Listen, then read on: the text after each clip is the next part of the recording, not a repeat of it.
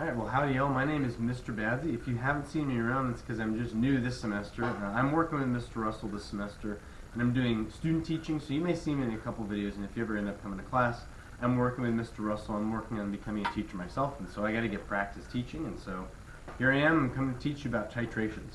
So when we're thinking about titrations, it's important to think first about what is a titration. Well, we know that if we have a known volume and concentration of an acid or a base, then we can use the known concentration of another, either acid or base, depending on which one you first use, to determine an unknown quantity. Okay? And so what we're going to be doing is we're going to be adding base to an acid or an acid to a base, measuring the volume and concentration of both of those, and then we can make a calculation which will give us the unknown quantity. So first, the unknown, which is always in our beaker that we are measuring, is called the analyte, and that's because that is the species which we are analyzing. Okay, analyte, analyzing, the words make sense there. The titrant is what we are using to titrate the actual analyte, and this is always our known quantity. We're going to use it in the burette just up here. Now we're also, for this one, we're going to use a pH probe. This is stuck in a buffer solution just so that it has a nice neutral environment so that the probe doesn't get damaged. And we're also going to be using an indicator just for purposes of this video. Normally in lab, your in-person colleagues are not going to be using this indicator, they're just going to be using the probe, but this will really help you visualize what's going on during the titration itself. Okay. And the last thing, I've already talked about it, but now I'll formally define it, is this burette. This is like a big graduated cylinder with a stopcock at the bottom, so we can really control how much liquid is coming. We get really precise measurements of how much of the titrant we add to the analyte. Okay.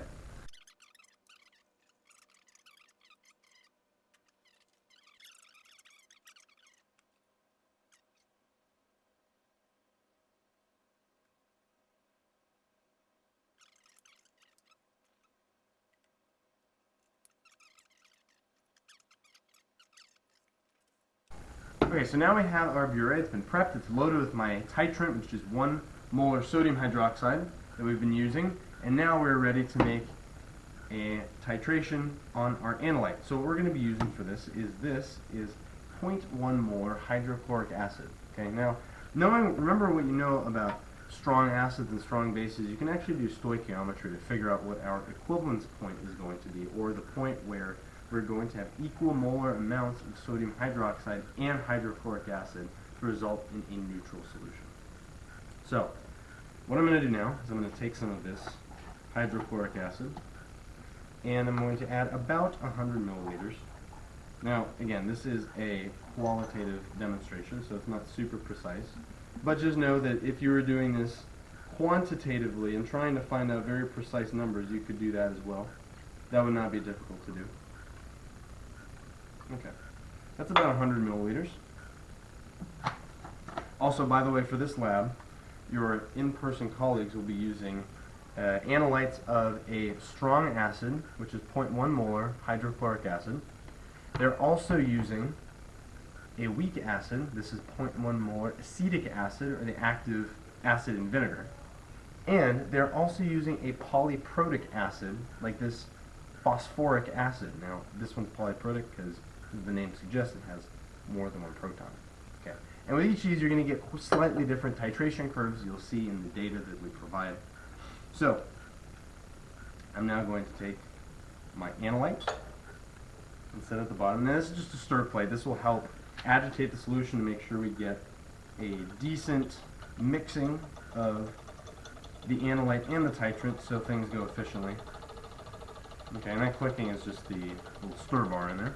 Now what I'm going to do is I'm going to add a universal indicator. Now again, your in-person colleagues will not be doing this, but for the sake of this demonstration, you'll really be able to see on the pH display as well as on the indicator what's going on in the reaction, in the titration. So now this is green in neutral solution, so when I add it, it's going to turn a different color. I'm going to use a full, usually you would not use this much, but again, we got to get a really rich color so you can really see what's going on. Okay, that's pretty strong color. Should be able to see that. And now, I'm going to add my pH probe, and this will give us a very specific reading of the pH. It will give us a number we can follow. First I unscrew it, and then I pull out my probe and set this off to the side. Now this, remember, you're going to want to rinse it off before you put it in the acid. I'm taking a little wash bottle, and I'm going to rinse it on the outside, and I'm going to rinse it on the inside in this little glass bulb, just to make sure we got all of our stock buffer solution out. And the purpose of that buffer solution is just to provide a neutral environment where the pH probe isn't reacting that much, so that it extends the life of the pH probe, makes it last longer. Okay. And I also have a ring stand here. And the purpose of this ring stand is just to keep the pH probe sitting upright. Okay. So now you can see our pH reading has gone down because hydrochloric acid is a strong acid, so our pH reading is going to go down closer to 0. Now, I'm going to adjust this slightly.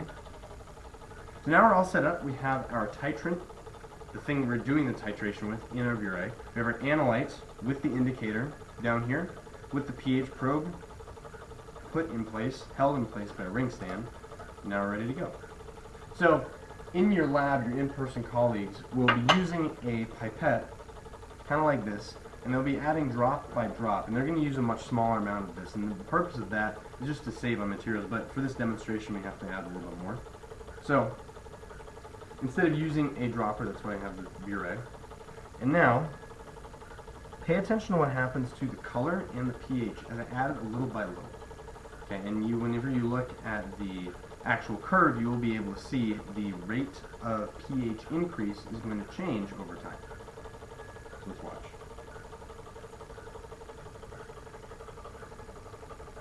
Okay, so that was a couple milliliters of solution of my sodium hydroxide. And you can see the pH hasn't changed too much. It went from 1.2 to about 1.4. Okay, so let's add a little bit more.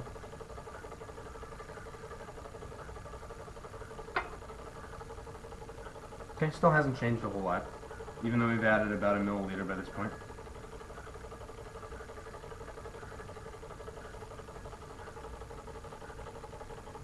Again, it's changing a little bit. It's getting a little bit higher, but it's still not getting that much higher. So we're going to keep going.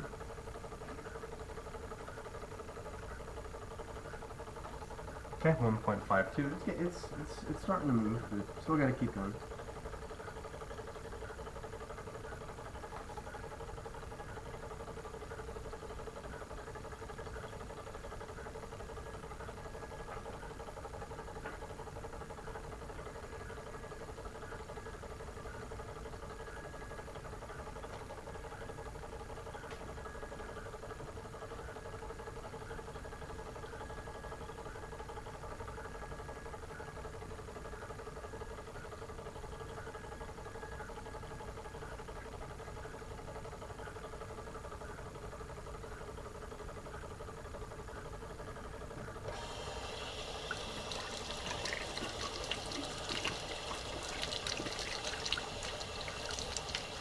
A little stock top almost fell off right there.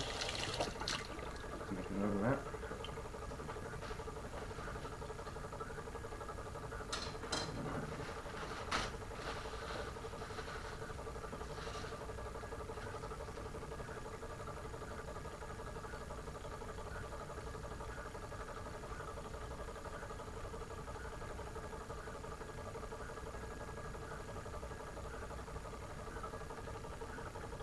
Okay, so now I've added a pretty significant amount of solution. We started way up here, and you might even be able to see the little level of liquid in the Bure by now on your screen.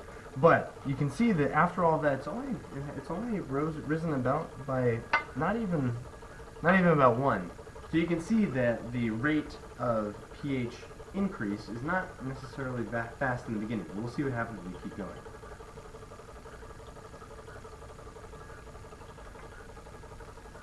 So now, pay attention to the color of this solution. And you'll see it actually will change color. It will get really dark, and then it will kind of come back to this orange we have right here.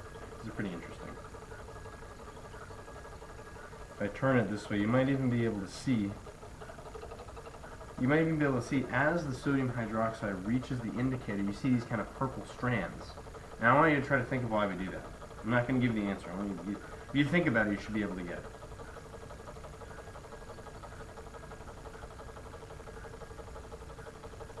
Okay, so now I can see our rate of pH increase is starting to come up a little bit, so I'm going to be a little bit slower in my adding of sodium hydroxide.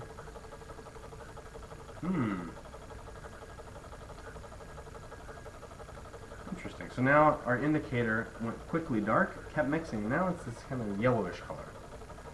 And we can see our pH, it jumped pretty dramatically. So that means we're getting pretty close to the equivalence point. It means we're about equal molar in amounts of hydrochloric acid to the amount of sodium hydroxide we added.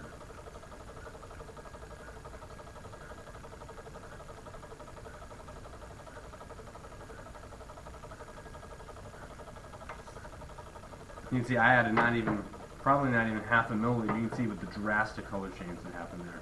It means we're getting really close. Now I'm going to be very careful as I add the rest.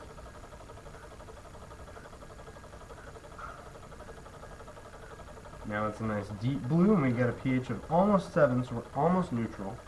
Just add a little bit more. I don't want to be careful to overshoot it.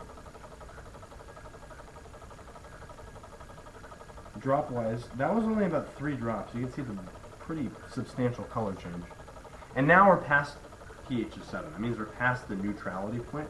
Meaning we're past the equivalence point. So that means that the amount of sodium hydroxide I used within this burette can be related to the amount of hydrochloric acid that was in here. And from that information, then we can figure out concentration of my unknown, which is in here.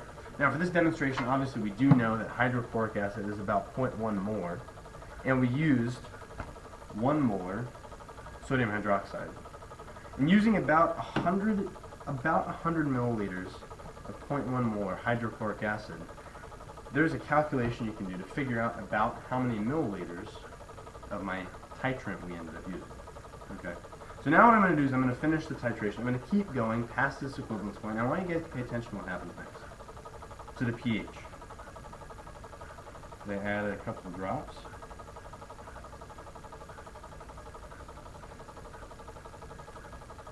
Now you see we have another color change. Now it's more purple than it is blue. And my pH was about 10. I'm going to keep going. Add only a couple drops.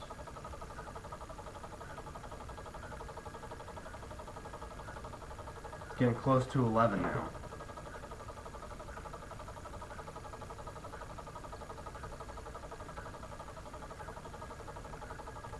Okay, now it's about 11.5, and you'll notice I'm actually adding a lot more at the time, and the pH changes end up becoming a lot slower. So I'm going to keep going. Now I'm going to add a lot more. Okay, so that was about a milliliter or 2. And the pH didn't jump as much as we may have expected. Now remember, a little bit ago, we were adding drops, and the pH was changing drastically. It was going way up. The color, we're getting a severe color change. Now, it's more, even though we're adding a lot more of the base, it's becoming a much subtler change. Now I'm going to just let this run.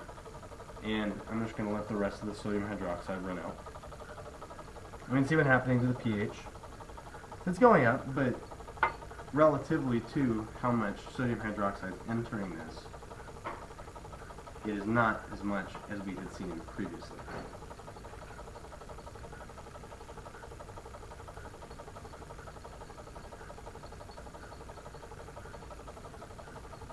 Okay. Now, as that is going to continue to drain, what we did, and this is what you're going to see in the data that we provide you on Schoology, what you're going to see is you're going to see a plotted curve where on the y-axis I'm going to be measuring my pH, and on the x-axis that's going to be the volume of my titrant that I add to my analyte. Now, you're going to see this kind of S-shaped curve, okay, and based on that you're going to see a visual data representation of the changes we saw and observed in the analyte itself. Okay. Now, this is the titration curve and titration demonstration for a strong acid, which is hydrochloric acid, and a strong base, sodium hydroxide. Now, as you will see in your data, it does look different for a weak acid and a strong base, and it looks significantly different for a polyprotic acid, or an acid with more than one proton, and a strong base. And something I want you guys to be thinking about as you look at these different curves and you look at these different visual representations of the data, is try to think of what does my curve look like. Where is my starting pH? Where is my ending pH? Is my equivalence point, is that acidic or basic? And try to think of why. And try to think of all the different parts of this curve and just try to imagine in your head, try to think about the physical things that are happening in here. Think about strong acids versus weak acids and strong bases versus weak bases. Try to figure out why the curve's shapes are the way they are.